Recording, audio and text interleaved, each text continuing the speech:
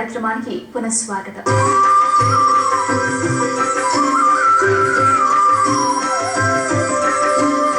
కృష్ణ ఆదిత్య కృష్ణ శశాంక్ గారి సంగీత ప్రస్థానం ఇప్పుడు చూద్దాం.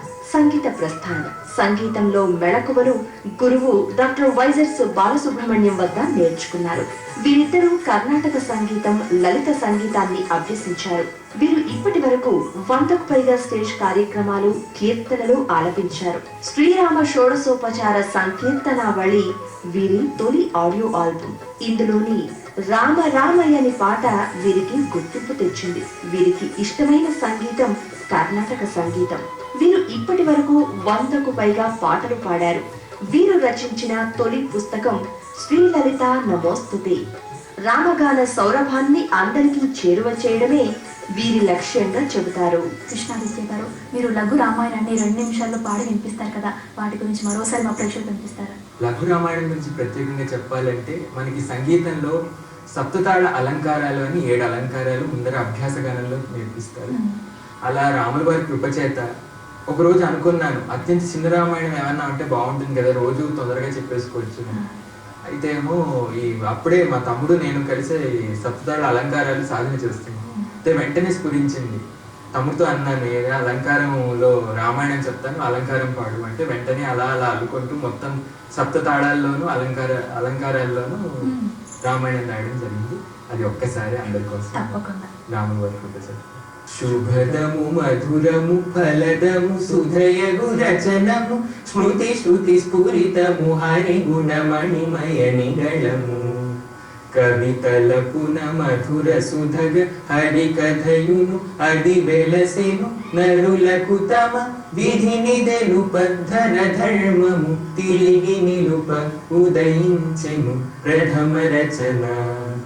దశరథునికి కలిగెను నలుగురు వరతనయులు వసుధన కల చదువులు గురువుల దరి బడసెను మురిపెము కడు ఒలికెను ఒకతరి మునివరమణి దశరథ పురి పదమిడే తన సవనము గడువగ దశరథను కుకుమరుల ఋషి వెనుకను చనమణి సవనము జరుగగయిన కులమణి శరముల బడి అసురులు మడసెను మిథిలన శివధనువును విరిచిన హరిసిరికిని మనువది జరిగెను తన భరతుని నృపునిగ కనుటకు దశరథ సతి హరి అవని జలను అడువులకును చనమని పలికెను అడవిన అవని జనదే అసురుడు నిజపురికి నికొని తను తరలెను కపివరులను హరితను కలసెను ఎగిరి కపివరుడదే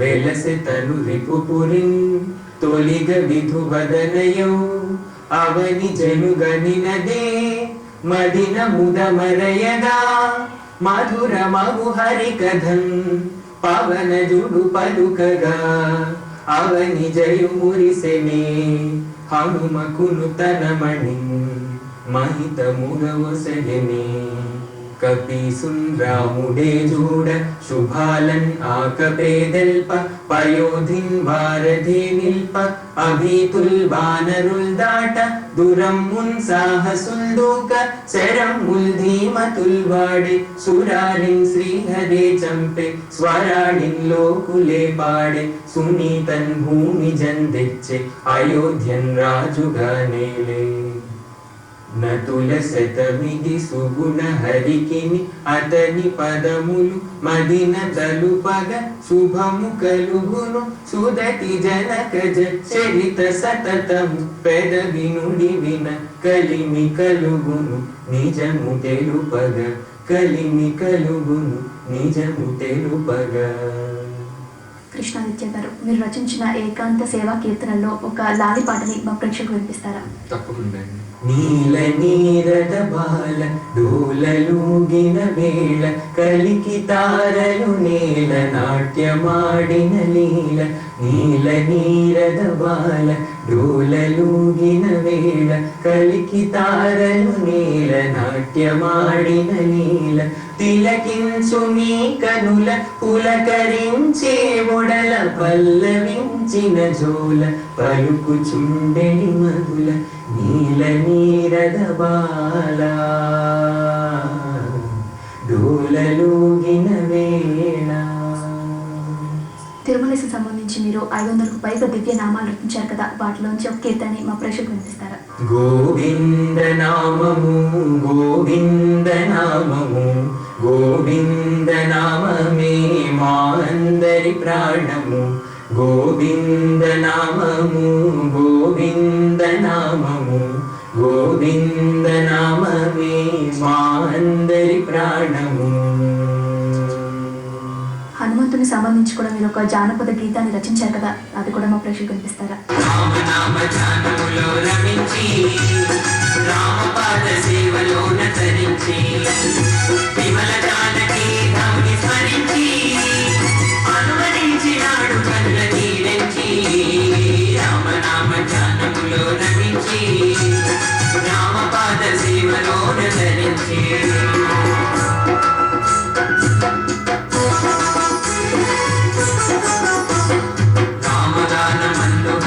పంచి రామ కథలు రాయుటలో విరించి రామ సుగుణములను తాను భజించి రామ వెనుకకుండా వారి స్తుతించి రామనామ ధ్యానములో రమించి రామపాద సేవలోన ధరించి.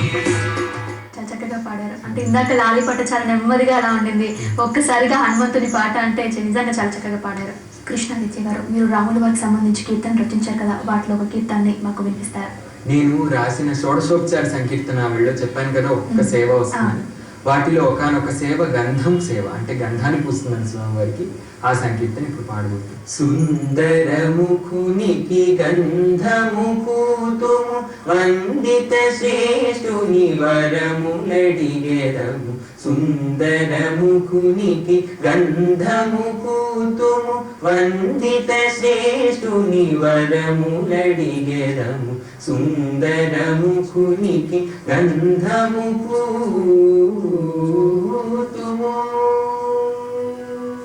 ఈ పాట చరణాలలో మీరు కనుక గమనిస్తే ఎంతో అందంగా రాయటం జరిగింది అనమాట. అంటే స్వామివారు నిజంగా అక్కడ ముందర ఉన్నారు, ఆయన గంధం పూస్తుంటే ఎంత అందంగా ఉందంటే ఒకవేళ పాల సముద్రమే కనుక పక్క నుండి తన తెల్లదనంతో పోల్చుకుంటే సిగ్గుపడిపోతుంది. అంటే స్వామివారిని చూసి అయ్యో అంత తెల్లగా ఆ స్వామివారి అంత తెల్లగా నేను లేనే, స్వామివారి నవ్వంత తెల్లగా నేను లేనే అని సిగ్గుపడిపోతుంది. ఒకనొక చరణంలో ఏం చెప్పడం జరిగిందంటే స్వామివారి నుదుటిపై ఇలా అలకలు ఇలా అలలాడుతూ ఉంటాయి. ఆ అలకలు అలా అలా ఆడుకుంటున్నప్పుడు దూరాన్ని ఎక్కడో ఉన్న తేనెటీగలు కూడా చూసి ఆ నల్లటి ఊరుల్ని చూసి అయ్యో మన సక్కులు ఎవరో అక్కడ ఆడుకుంటున్నారు, మన స్నేహితులు స్వామివారి పాదం పైన, మనం కూడా వెళ్ళి ఆడుకుందాం అని చెప్పి వచ్చి స్వామివారి నుదుటిపైకి వచ్చి వీటితో పాటు స్నేహం చేసి ఆడుకుంటున్నాయి అనమాట. అలా ఎంతో అందమైన భావాలు చాలా అద్భుతంగా ఉంది. కృష్ణాదిత్య గారు, భవిష్యత్తులో మీరు చేపట్టే ఆల్బమ్స్ ఏంటి, దీని గురించి మాకు తెలియజేస్తారు? ఇందాక వినిపించాను మీకు ఏకాంత సేవా సంకీర్తన అని చెప్పి లాలిపాట వినిపించాను. అలా దాదాపు 100 వరకు నేను లాలిపాటలు స్వామివారిపై రాయడం జరిగింది వారి అనుగ్రహంతో. అలా అన్ని అంతే తీయగా ఉంటాయి. ఇప్పుడు మీరు విన్న నీల నిర్దబాలు లాగానే అవన్నీ కలిపి అవన్నిట్లో కొన్ని ఎంచుకొని వాటిని ఒక ఆల్బమ్గా చేయాలనుకుంటున్నాను. అవే కాకుండా స్వామివారిపై నిత్య సేవా కైంకర్యం అని చెప్పి రోజువారీ సేవలు ఏవైతే ఉన్నాయో వాటన్నిటితో కూడా ఒక ఆల్బమ్. ఇవే కాకుండా మరిన్ని ప్రాజెక్ట్స్ ముందర ఉన్నాయి. ఇదే కాకుండా ఇంటింటా రామగానాన్ని పెద్దల ఆశీస్సులతో మరింత విస్తృతంగా ప్రచారం చేయాలనుకుంటున్నాను. కృష్ణాదిత్య గారు, మీ లక్ష్యం ఏంటి సంగీతం పట్ల, దీని గురించి చెప్పండి? నా లక్ష్యం ఒక్కటే అండి, సంగీతం ముక్తికి మార్గం అని నేను తప్పకుండా నమ్ముతాను. అది స్వామివారి కోసం నేను ఒక సంకీర్తన పాడుకుంటున్నప్పుడు మనసా వాచా కర్మణ స్వామి నాకు ఉన్నారు, నాకేం భయం, తిరుమలేశ్వరుడు అక్కడ కొలువై ఉన్నాడు. నేను ఏదైనా ఒక పాట పాడుకుంటున్నప్పుడు నేను లాలిపాటే పాడుతున్నాను కానీ ఆయన గుండెల్లో కొలువై ఊగుతారనుకుంటున్నాను. అలా సంగీతం పాడుకుంటూ పాడుకుంటూ హాయిగా అలా వెళ్ళి స్వామివారిలో కలిసిపోవాలనేది నా ఆశ. కృష్ణ శశాంక్ గారు, మీ లక్ష్యం ఏమిటి, దీని గురించి చెప్పండి? మా అన్నయ్యతో పాటు మా అన్నయ్య రచించిన కీర్తనలన్నీ మా అన్నయ్యతో పాటు పాడుతూ మంచిగా అభివృద్ధిలోకి రావాలని కోరుకుంటున్నాను. కృష్ణాదిత్య గారు, కృష్ణ శశాంక్ గారు, మీరు మా స్వరార్చన కార్యక్రమంలో పాల్గొని మీరు రచించిన కీర్తనల్ని మా ప్రేక్షకులకి పాడి వినిపించినందుకు ఎంతో సంతోషంగా ఉందండి. చాలా చాలా ధన్యవాదాలు. ధన్యవాదాలు.